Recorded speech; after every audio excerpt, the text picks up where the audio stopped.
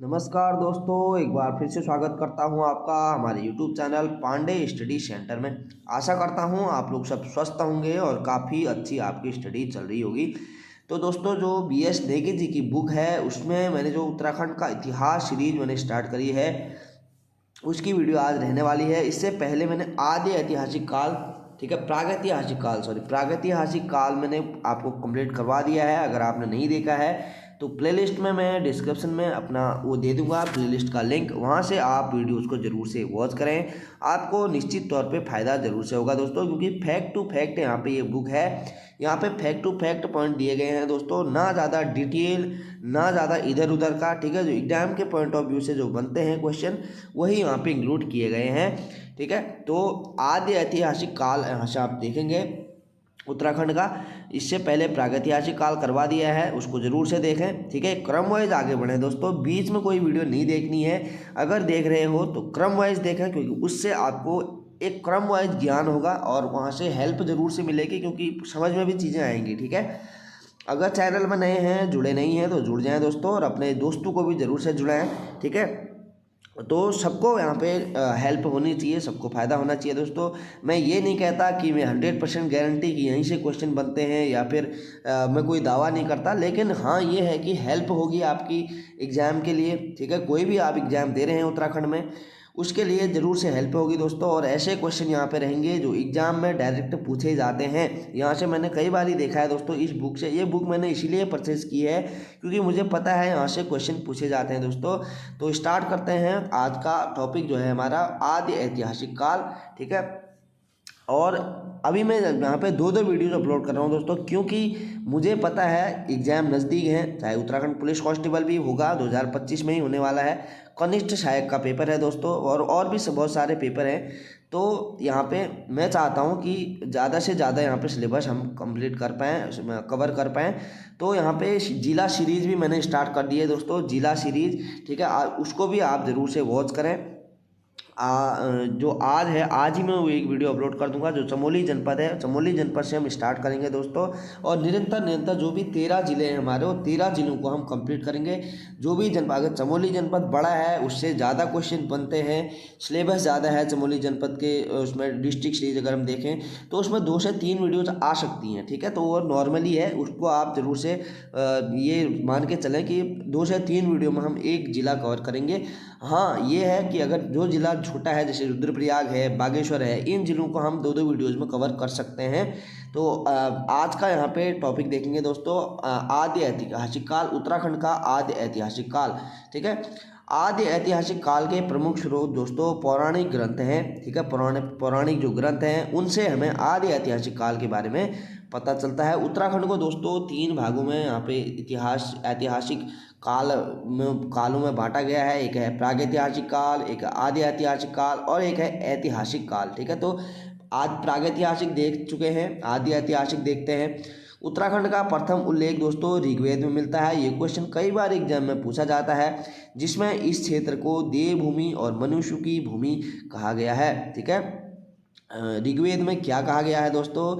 देवभूमि कहा गया है और मनुष्यों की भूमि कहा गया है, मनीषियों की भूमि कहा गया है उत्तराखंड को। ऐत्रेय ब्राह्मण ग्रंथ में उत्तराखंड के लिए उत्तर कुरु शब्द का प्रयोग हुआ है। उत्तर कुरु, ठीक है, उत्तर कुरु शब्द का प्रयोग उत्तराखंड के लिए कहाँ मिलता है? तो ऐत्रेय ब्राह्मण में मिलता है दोस्तों। जबकि दक्षिण कुरु मेरठ और हस्तिनापुर, जो महाभारत कालीन जो यहाँ पे हस्तिनापुर हम जानते हैं, हस्तिनापुर के लिए हुआ है कहाँ? जबकि दक्षिण उत्तर कुरु तो उत्तराखंड के लिए हुआ है, दक्षिण कुरु हुआ है हस्तिनापुर क्षेत्र के लिए, जो कि मेरठ में पड़ता है, वर्तमान यूपी में, ठीक है। ऐत्रेय ब्राह्मण की बात हो रही है। तो बहुत ही ध्यान से चीज़ों को देखना है दोस्तों, बहुत ध्यान से, ठीक है। ये नहीं है कि हवा हवा में यहाँ पे वीडियो देखनी है। वीडियो देखने अगर आए हो, अगर आप कुछ ही मोटिव लेके आए हैं कि आप हाँ मुझे ये सिलेबस कंप्लीट करना है या मुझे समझना है, तो अच्छे से आप वीडियो देखें दोस्तों। अगर आपको ये PDF चाहिए होगा तो मैं PDF भी आपको टेलीग्राम में प्रोवाइड करवा दूंगा। आप कमेंट करें कि हमको PDF चाहिए तो मैं PDF भी दे दूंगा दोस्तों, क्योंकि यहाँ पे हेल्प होनी चाहिए। ऐसा नहीं है कि मैंने वीडियो बना दी यहाँ पे आपने देख ली, ठीक है, ऐसा नहीं। आप उसको नोट करें, आप नोट कर रहे हैं तो बहुत अच्छी बात है। आप नोट्स बनाएं, खुद के नोट्स क्या होते हैं दोस्तों, अगर आप खुद के नोट्स अगर देखते हैं होने से पहले, तो बहुत जल्दी आप चीज़ों को कवर करते हैं। ठीक है, तो आगे बढ़ते हैं। कौशिकी ब्राह्मण ग्रंथ में वाग देवी का निवास स्थान बद्रिकाश्रम बताया गया है, बद्रिकाश्रम। ठीक है, कौशिकी ब्राह्मण ग्रंथ में वाग देवी का निवास स्थान बद्रिकाश्रम बताया गया है। स्कंद पुराण में दोस्तों 5 हिमालयी खंडों का वर्णन मिलता है। वो कौन से 5 हिमालयी खंड हैं? एक है नेपाल, दूसरा है केदार खंड जो गढ़वाल के लिए प्रयुक्त होता है, और मानस खंड कुमाऊं के लिए, कश्मीर का उल्लेख मिलता है और जालंधर का उल्लेख मिलता है। दोस्तों 5 हिमालयी खंडों का उल्लेख मिलता है कहाँ?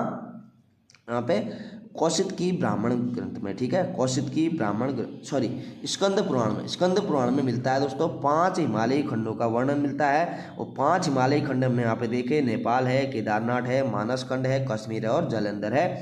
आगे देखते हैं। स्कंद पुराण में दोस्तों माया क्षेत्र से हिमालय तक के विस्तृत क्षेत्र को केदार खंड, माया क्षेत्र कहाँ? हरिद्वार में पड़ता है दोस्तों। माया क्षेत्र हरिद्वार के लिए यहाँ पे प्रयुक्त होता है। विस्तृत क्षेत्र को केदारखंड, जबकि नंदा देवी पर्वत जो कि चमोली में है उससे कालीगिरी तक के क्षेत्र को मानस खंड कहा गया है। ठीक है, मानस खंड कहा गया है। केदारखंड दोस्तों गढ़वाल क्षेत्र, मानस खंड कुमाऊं क्षेत्र को कहा गया, और माया क्षेत्र वो गंगा द्वार हरिद्वार के लिए यहाँ पे प्रयुक्त होता है। कहाँ? स्कंद पुराण में। ठीक है, माया क्षेत्र या हरिद्वार। और ऐसा क्वेश्चन बनेगा कि हरिद्वार जो है उसके लिए यहाँ पे माया क्षेत्र या गंगा द्वार कहाँ मिलता है? तो स्कंद पुराण में मिलता है दोस्तों। याद करके चलनी है चीज़ें, क्रम वाइज आगे बढ़ेंगे। आगे है यहाँ पे पुराणों में दोस्तों केदारनाथ व मानसखंड के संयुक्त क्षेत्र को ब्रह्मपुर या खस देश या इलावर्त, ठीक है, इलावर्त शब्द आज मैं इस बुक में पहली बार देख रहा हूँ। ब्रह्मपुर मैंने पहले सुना गया है, अच्छे से पढ़ा है, खस देश पढ़ा है, इलावर्त पहली बार यहाँ पे देखने को मिल रहा है। और उत्तरखंड कहा गया है केदारखंड व मानसखंड के संयुक्त क्षेत्र को। ठीक है, जो भी गढ़वाल और कुमाऊं का संपूर्ण उत्तराखंड का जो क्षेत्र है उसके लिए ब्रह्मपुर, खसदेश, इलावर्त या उत्तरखंड कहा गया है पुराणों में। आगे है दोस्तों, बौद्ध साहित्य की पाली भाषा में उत्तराखंड के लिए हिमवंत शब्द का प्रयोग किया गया है। ये कई बार एग्जाम में पूछा जाता है कि हिमवंत शब्द का प्रयोग कहाँ मिलता है? तो बौद्ध साहित्य में मिलता है उत्तराखंड के लिए। ठीक है, आगे देखते हैं। ऋग्वेद में दोस्तों आर्य लोग 5 जातियों में विभक्त थे। जो आर्य लोग वो 5 जातियों में विभक्त थे। एक है पुरु, त्रित्सु, अनु, यदु और त्रिवसु। ठीक है, ये 5 जातियों में विभक्त थे, जिसमें से वैदिक काल में उत्तराखंड में त्रित्सु जन का शासन था। वैदिक काल की बात हो रही है। वैदिक काल में उत्तराखंड में त्रित्सु जन का शासन था। रघुवंश महाकाव्य में गढ़वाल हिमालय के लिए दोस्तों गौरी गुरु शब्द का प्रयोग हुआ है।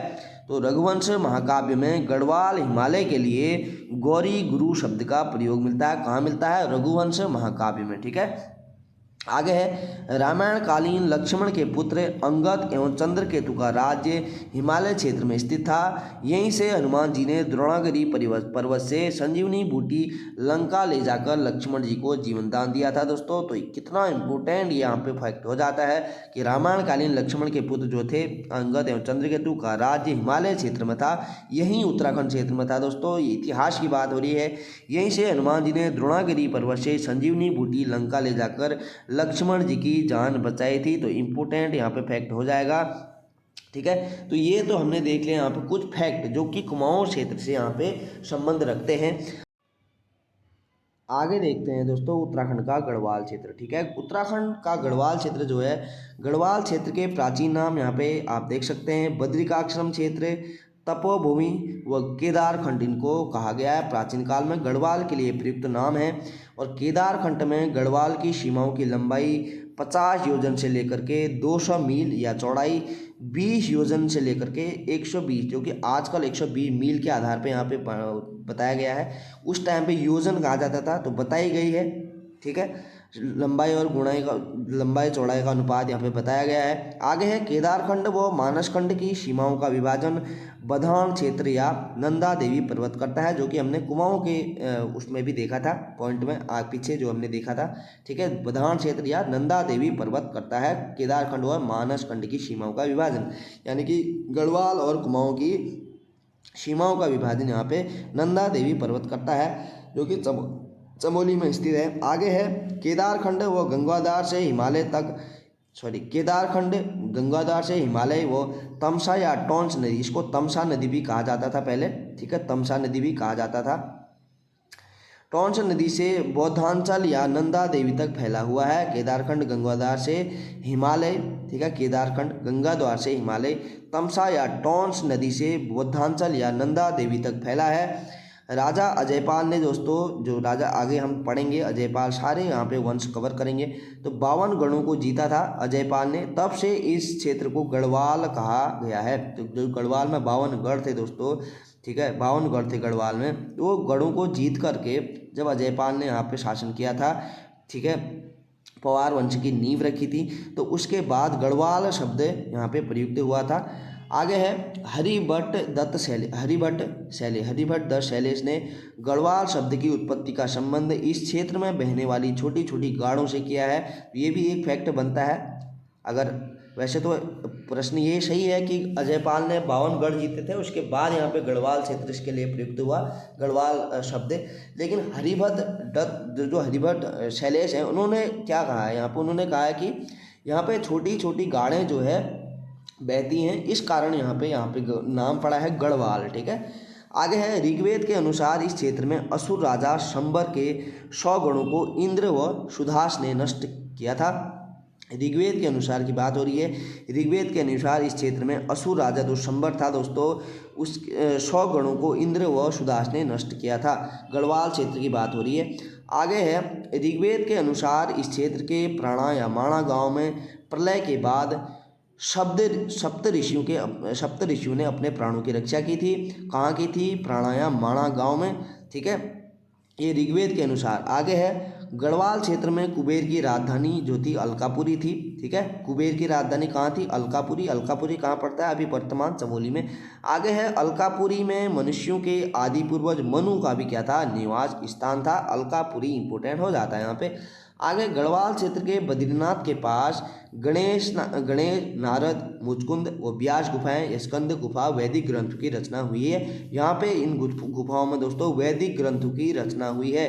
तो ये गुफाएं इतनी इंपॉर्टेंट हो जाती हैं एग्जाम के पॉइंट ऑफ व्यू से। अगर आप देखेंगे, एक तो ऐतिहासिक यहाँ पे हमें यहाँ पे क्या हुआ है, वैदिक ग्रंथों की रचना हुई है। दूसरा, ये गुफाएं वैसे भी पूछी जाती हैं एग्जाम में, ठीक है, गुफाएं तो पूछी जाती हैं एग्जाम में। कोई भी एग्जाम अगर आप दे रहे हैं तो गुफाएं, कुंड, ग्लेशियर, ये सारे टॉपिक वहाँ पे बनते हैं। तो गढ़वाल क्षेत्र के बद्रीनाथ के पास गणेश, नारद, मुचकुंद, व्यास एवं स्कंद गुफा में वैदिक ग्रंथों की रचना हुई है। अब ये कहाँ है सारी गुफाएं? ये चमोली में स्थित हैं दोस्तों। नारद गुफा, मुचकुंद गुफा, व्यास गुफा, स्कंद गुफा। आगे है टिहरी गढ़वाल के हिमियाण पट्टी स्थित विसोन पर्वत पर वशिष्ठ गुफा, वशिष्ठ कुंड एवं वशिष्ठ आश्रम स्थित है। तो टिहरी गढ़वाल में है ये सारे, वशिष्ठ गुफा, वशिष्ठ कुंड एवं वशिष्ठ आश्रम। अब यहाँ से क्वेश्चन दो प्रकार के बन जाते हैं। एक तो हमें ये पता है कि इतिहास में हमने ये चीज़ें देखी थी। दूसरी चीज़ ये होती है कि ये गुफाएं एग्जाम में पूछी जाती है कहाँ स्थित है। तो टिहरी गढ़वाल के हिमियाण पट्टी में स्थित है। विसोन पर्वत कहाँ स्थित है? टिहरी गढ़वाल, ठीक है। और वशिष्ठ गुफा टिहरी गढ़वाल, वशिष्ठ कुंड टिहरी गढ़वाल, वशिष्ठ आश्रम क्या है? टिहरी गढ़वाल, ठीक है। आगे है देवप्रयाग में भगवान राम का एक मंदिर है जहाँ भगवान राम ने शिव भगवान की तपस्या की थी। देवप्रयाग जो ऐसा स्थान है जहाँ दोस्तों, जहाँ भगवान राम का एक मंदिर भी है और यहाँ दोस्तों भगवान राम ने शिव भगवान की तपस्या की थी। तो देवप्रयाग से ये क्वेश्चन पूछा जाता है हमेशा ही।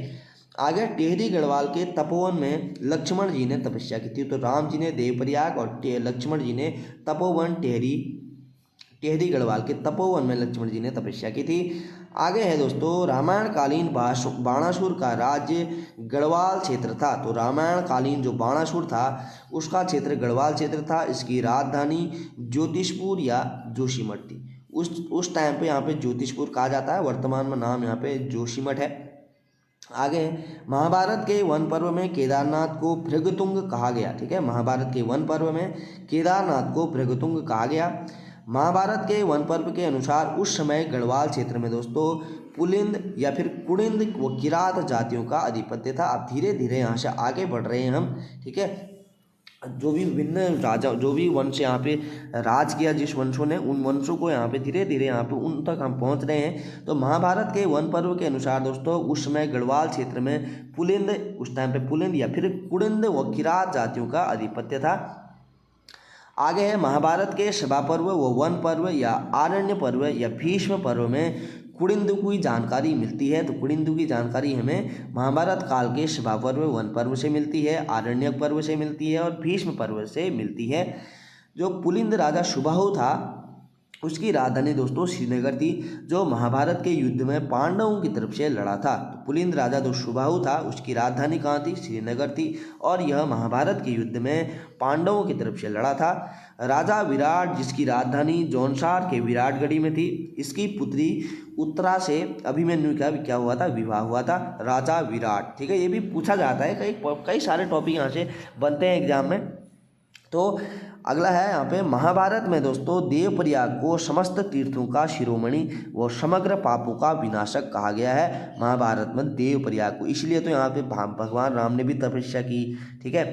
तो देवप्रयाग एक पवित्र स्थल है दोस्तों। यहाँ पे देवप्रयाग में अलकनंदा और भागीरथी का संगम स्थल भी है, ठीक है। यहीं से गंगा का यहाँ पे वो होता है, यहाँ पे गंगा नदी जानी जाती है, जो अलकनंदा और भागीरथी का संगम होता है, उसके बाद गंगा के नाम से जानी जाती है।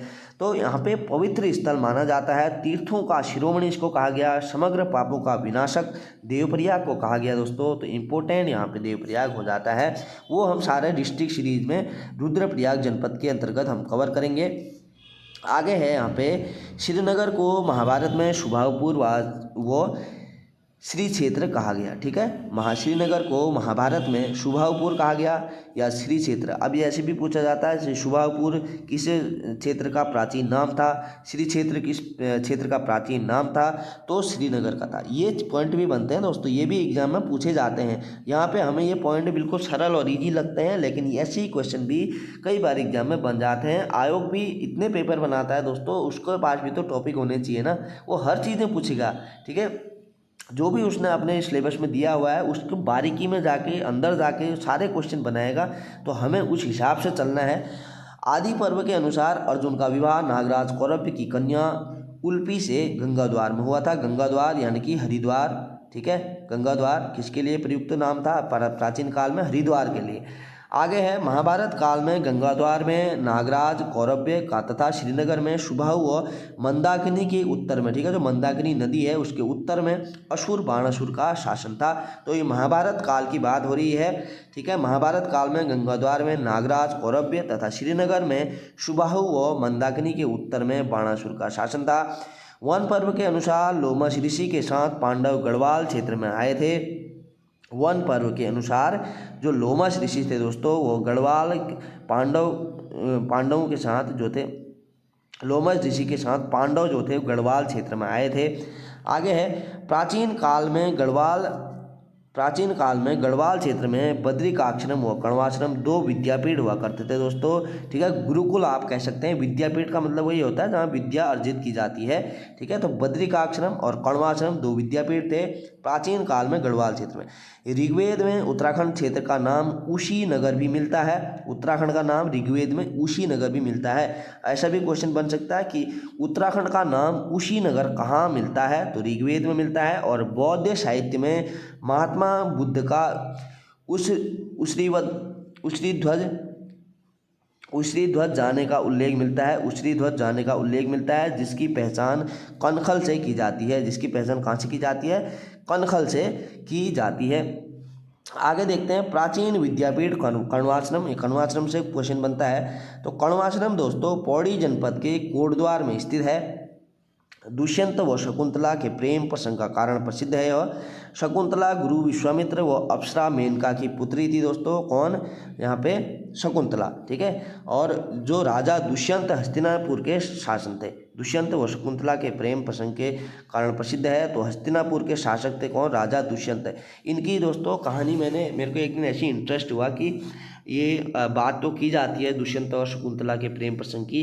मैंने कहा एक बार देखते हैं, तो मैंने यूट्यूब में सर्च मारा एक दिन और मैंने अच्छे से इनकी कहानी देखी, तो बहुत इंटरेस्टिंग मेरे को लगी। अगर आप भी देखना चाहते हैं तो देखें, क्योंकि उस चीज़ से क्या होता है ना, अगर हम कहानी के तौर पे कोई चीज़ें देखते हैं तो हमें उनसे लगाव हो जाता है। और कई बारी अगर हमने बुक से नहीं भी वो चीज़ें पढ़ी हैं, पर हमने डिटेल में वीडियो उनकी या कहानी के तौर पे किसी के तौर पे हमने उनकी वीडियो देखी है, तो हमें वहाँ पे आंसर भी हमारे सही हो जाते हैं। तो कई बारी ज़रूरी नहीं होता होता कि किताबी भाषा या किताब से ही आपने पढ़ा है, जो प्रैक्टिकली नॉलेज है वो इम्पोर्टेंट होती है दोस्तों। मैं ये नहीं कह रहा बुक से पढ़ें, अच्छी बात है, लेकिन ज़रूरी ये है कि आप उस चीज़ को डिटेल में ढूंढें, सर्च करें। आजकल तो गूगल है, यूट्यूब है, बहुत अच्छे प्लेटफॉर्म है, तो वहाँ से आप चीज़ों को देख सकते हैं, एनालिसिस कर सकते हैं। ठीक है, आपको कोई भी चीज़ें आपको समझ में नहीं आती है तो आप देखें, कहानी के तौर पे देखें, तो उस चीज़ से बहुत हेल्प मिलती है, ये मेरा मानना है। आगे है, कण्वाश्रम में चक्रवर्ती सम्राट राजा भरत का जन्म हुआ था दोस्तों। कहाँ हुआ था? कण्वाश्रम में। ठीक है,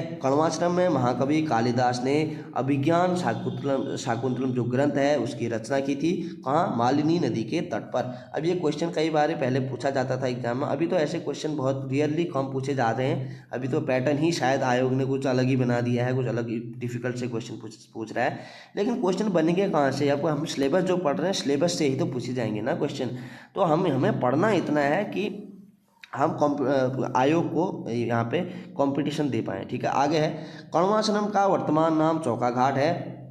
ठीक है, कण्वाश्रम का वर्तमान नाम क्या है? चौका घाट है। और कण्वाश्रम के कारण कोटद्वार नगर निगम का नया नाम कण्व नगरी करने का भी प्रस्ताव रखा गया है। ठीक है, कोटद्वार का कण्व नगरी भी करने का प्रस्ताव रखा गया है। कण्वाश्रम या चौका घाट में बसंत पंचमी के दिन मेला भी लगता है दोस्तों। यहाँ पे बसंत पंचमी के दिन मेला भी लगता है चौका घाट में। ठीक है, आगे देखते हैं उत्तराखंड का कुमाऊं क्षेत्र। आप देखेंगे दोस्तों उत्तराखंड का कुमाऊं क्षेत्र, तो कुमाऊं क्षेत्र के अंतर्गत क्या क्या यहाँ पे फैक्ट बनते हैं जो कि एग्जाम में पूछे जाते हैं। तो इम्पोर्टेंट यहाँ पे ये फैक्ट, ये हेडिंग हमारे लिए हो जाएगी, उत्तराखंड का कुमाऊं क्षेत्र। कुमाऊं क्षेत्र का प्राचीन नाम दोस्तों मानसखंड व कुर्मांचल था। पौराणिक कथाओं के अनुसार चंपावत के कांतेश्वर पर्वत पर भगवान विष्णु का कूर्मा या कच्छप अवतार हुआ था, और कांतेश्वर पर्वत के नाम पर मानसखंड के इस क्षेत्र को कुर्मांचल कहा गया। ठीक है, कुर्मांचल संस्कृत नाम था दोस्तों, कुर्मांचल संस्कृत शब्द था। उसके बाद आगे चलकर प्राकृत में कुमो हुआ और हिंदी में इसको कुमाऊं कहा गया। जैसे जैसे भाषा में हमने अगर इस शब्द को वो किया, चेंज किया, तो उसके बाद हिंदी में इसका जो शब्द निकल के आया कुमाऊं आया। तो कुमाऊं जो शब्द है उसका इतिहास यहाँ पे देखा। ठीक है, इतिहास क्या था कुमाऊं शब्द का, क्यों कुमाऊं नाम पड़ा। आगे देखते हैं, कुमाऊं का सर्वप्रथम अभिलेखी उल्लेख दोस्तों कल्याण चंद के चंपावत स्थित नागनाथ मंदिर शिलालेख में मिलता है। जो भी शिलालेख यहाँ पे मिलते हैं उनमें से कुछ न कुछ जानकारी हमें ऐतिहासिक जानकारी प्राप्त होती है। जो चंद शासक, जो रुद्रचंद के नाटक उषा रागोदय में कूर्मागिरी शब्द का उल्लेख कुमाऊं के लिए मिलता है। कूर्मागिरी का शब्द है। ठीक है, कूर्मागिरी शब्द का उल्लेख कुमाऊं के लिए मिलता है, किसमें? चंद शासक रुद्रचंद के नाटक उषा रागोदय में। ठीक है, आगे है, कुमाऊं शब्द का प्रथम प्रयोग विक्रमचंद द्वारा देशट देव ताम्रपत्र में किया गया, जिसमें बालेश्वर मंदिर भूमि दान का उल्लेख भी मिलता है। ठीक है, कुमाऊं शब्द का प्रथम प्रयोग विक्रमचंद द्वारा देशट देव ताम्रपत्र में किया गया, जिसमें बालेश्वर मंदिर भूमिदान का उल्लेख मिलता है। आगे है, स्कंद पुराण के मानसखंड का प्रारंभ राजा जन्मेजय तथा सूत पौराणिक के बीच संवाद से होता है। किसके? राजा जन्मेजय और सूत पौराणिक के बीच संवाद से होता है स्कंद पुराण के मानसखंड का प्रारंभ। आगे है, ब्रह्म या वायु पुराण के अनुसार कुमाऊं क्षेत्र में किरात, गंधर्व, किन्नर, यक्ष एवं नाग एवं विद्याधर जातियों का निवास करती थी। यह जातियां कुमाऊं में निवास करती थी। कौन? किरात, गंधर्व, किन्नर, यक्ष, नाग एवं विद्याधर जातियाँ। तो आगे जैसे हम आगे बढ़ेंगे तो सबके बारे में देखेंगे। आगे कुमाऊं अल्मोड़ा का जाखन देवी मंदिर इस क्षेत्र में यक्षों के निवास की पुष्टि करता है। उत्तराखंड का जो जाखन देवी मंदिर है दोस्तों, यह यक्षों के निवास की पुष्टि करता है। यह पुष्टि करता है कि यहाँ पे यक्षों का भी निवास था। आगे है, ये जाखन देवी मंदिर दोस्तों अल्मोड़ा में स्थित है। ठीक है, अल्मोड़ा में स्थित है यह जाखन देवी मंदिर। आगे कुमाऊं क्षेत्र में बिनाग या बेरीनाग जो मंदिर हैं दोस्तों, और काली नाग, पिंगल नाग, वासुकी नाग आदि मंदिर नाग जाति के निवास की पुष्टि करते हैं। पुष्टि करते हैं कि यहाँ पे नाग जातियों का भी निवास रहा है। आगे है, नाग मंदिरों में सबसे प्रसिद्ध बीनाग या बेरीनाग मंदिर है, जो कि कहाँ स्थित है दोस्तों? पिथौरागढ़ में स्थित है। अब यहाँ पे क्वेश्चन बन जाएगा कि प्रसिद्ध बीनाग या बेरीनाग का मंदिर कहाँ स्थित है? तो पिथौरागढ़ में स्थित है दोस्तों। आगे है, मानस खंड के अनुसार जागेश्वर धाम में भगवान शिव ने तपस्या की और कार्तिकेय का जन्म यहीं पर हुआ था। कहाँ? जागेश्वर में। ठीक है, कार्तिकेय जो भगवान शिव के बेटे हैं दोस्तों, कार्तिकेय जो पुत्र हैं उनके, तो उनका जन्म अगर माना जाता है तो जागेश्वर धाम में ही हुआ था, ऐसी मान्यता है। आगे है, महाभारत के वन पर्व के अनुसार ऋषि जो धौम्य सम्राट युधिष्ठिर को भारत के तीर्थ स्थलों के बारे में बताते हैं। कौन बताते हैं? ऋषि धौम्य सम्राट युधिष्ठिर को बताते हैं कि भारत के तीर्थ स्थलों के बारे में उनको जानकारी देते हैं। पुरुषोत्तम सिंह के बोधगया अभिलेख में कुमाऊं के लिए कामादेश कहा गया है। कामादेश किसके अभिलेख में कहा गया है? बोधगया अभिलेख में, पुरुषोत्तम के बोधगया अभिलेख में। आगे है, रामायण काल में कुमाऊं क्षेत्र को दोस्तों उत्तर कौशल भी कहा जाता था। क्या कहा जाता था? उत्तर कौशल भी कहा जाता था रामायण काल में कुमाऊं क्षेत्र को। तो कुमाऊं क्षेत्र को उत्तर कौशल कहाँ कहा गया? तो रामायण काल में यहाँ कहा जाता था। आगे देखेंगे दोस्तों, यहाँ पे उत्तराखंड में प्रमुख लेख, ठीक है, उत्तराखंड के प्रमुख लेख इंपोर्टेंट यहाँ पे हो जाता है। यहाँ से कई बार बहुत क्वेश्चन यहाँ पे पूछे जाते हैं एग्जाम में, बहुत सारे क्वेश्चन। ठीक है, तो कालसी, लाखामंडल, सिरौली व माणा में शिलालेख मिले हैं। कालसी शिलालेख लाखामंडल का, ठीक है, सिरौली, माणा, ये सारे जगह से शिलालेख मिले। आगे है, जौनसार बाबर स्थित लाखामंडल कहाँ है? जौनसार बाबर में राजकुमारी ईश्वरा का लेख मिला है, जिसके अनुसार यमुना उपत्यका में यदुओं का शासन था। ठीक है, यदुओं का शासन था। जो यमुना नदी है यहाँ पे देहरादून और उत्तरकाशी में जो बहती है यमुना नदी, उत्तरकाशी की महत्वपूर्ण है दोस्तों। तो उपत्यका में यदुओं का शासन था। देवप्रयाग व कल्पनाथ में गुफाओं के अंदर दीवारों पर लेख मिले हैं। कहाँ? देवप्रयाग व कल्पनाथ में। आगे है, नैनीताल व बड़वाला में ईंट पर उत्कीर्ण लेख मिलते हैं। गोपेश्वर व बाड़ाहाट में त्रिशूल लेख मिले हैं दोस्तों। तो ये गोपेश्वर और बाड़ाहाट का त्रिशूल जो लेख है वो फेमस है। आगे है, देखते हैं, आगे देखते जाएंगे। गोपेश्वर के रुद्रशिव मंदिर में 6वीं सदी के गणपति नाग व 12वीं सदी के अशोक चल्ल के त्रिशूल लेख मिले हैं। ठीक है, गोपेश्वर के रुद्रशिव मंदिर में 6वीं शताब्दी के गणपति नाग, 12वीं सदी के अशोक चल्ल के त्रिशूल लेख मिले हैं। आगे है, बाड़ाहाट त्रिशूल लेख जो है, बाड़ाहाट त्रिशूल लेख शंख लिपि का प्रयोग हुआ है। किसमें? बाड़ाहाट त्रिशूल लेख में। बाड़ाहाट त्रिशूल लेख में किस लिपि का प्रयोग हुआ है? तो शंख लिपि का प्रयोग हुआ है। देवलगढ़ व कोलसारी से मूर्ति पीठिका लेख मिले हैं। और कुषाणकालीन मुद्राएं मुनि की रेती, शुमाड़ी से प्राप्त होती हैं दोस्तों, मुनि की रेती और शुमाड़ी से। आप देखते हैं दोस्तों आगे, तो आप बढ़ते हैं आगे। कार्तिकेयपुर राजाओं के ताम्रपत्र एवं शिलालेख पांडुकेश्वर से 4, कंडारा से 1, बैजनाथ से 1, बागेश्वर एवं बालेश्वर से मंदिर चंपावत से मिले हैं। तो बागेश्वर तो यहाँ पे बागेश्वर में है, बालेश्वर मंदिर कहाँ है? चंपावत में है, तो वहाँ से प्राप्त होते हैं। आगे अल्मोड़ा के सिक्के, ठीक है, कुड़िंद शासकों से संबंधित है। कौन से? अल्मोड़ा के सिक्के किससे संबंधित है? कुड़िंद शासकों से, जिनमें शिवदत्त, शिवपालित, हरिदत्त, गौमित्र के नाम से लिखित हैं यह लेख। इनकी खोज दोस्तों 1975 ईस्वी में हुई। 3री सदी का मुद्रालेख मोरध्वज किसके लिए? तो 3री सदी का मुद्रालेख मोरध्वज से प्राप्त होता है दोस्तों। कुमाऊं से प्राप्त सेनापानी स्तूप के भग्नावशेष को इतिहासकार शुंगकालीन मानते हैं। तो शुंग जो वंश था शुंगकालीन मानते हैं। सेनापति स्तूप के भग्नावशेष को इतिहासकार शुंगकालीन मानते हैं। आगे उत्तरकाशी के यमुना घाटी में स्थित देवल गांव में भैंसामुखी चतुर्भुज मानव प्रतिमा मिली है, जिसे इतिहासकारों ने सैंधवकालीन बताया है। जिसको सैंधवकालीन बताया है। तो बहुत सारी चीज़ें हम यहाँ पे देख रहे हैं। आगे है शिलालेख शब्दावली, ठीक है, शिलालेख जो है शब्दावली यहाँ पे दी है इसने। तो पल्लिका क्या होते थे दोस्तों? छोटे ग्राम। भृत्य सेवकों को कहा जाता था। जो कोटपाल होते थे वो गढ़ रक्षक होते थे। अक्षपटलिक जो होते थे वो लेखा परीक्षक होते थे दोस्तों। और तालुका जो होते थे वो तहसीलदार होते थे। तहसील के लिए तालुका शब्द का प्रयोग होता था।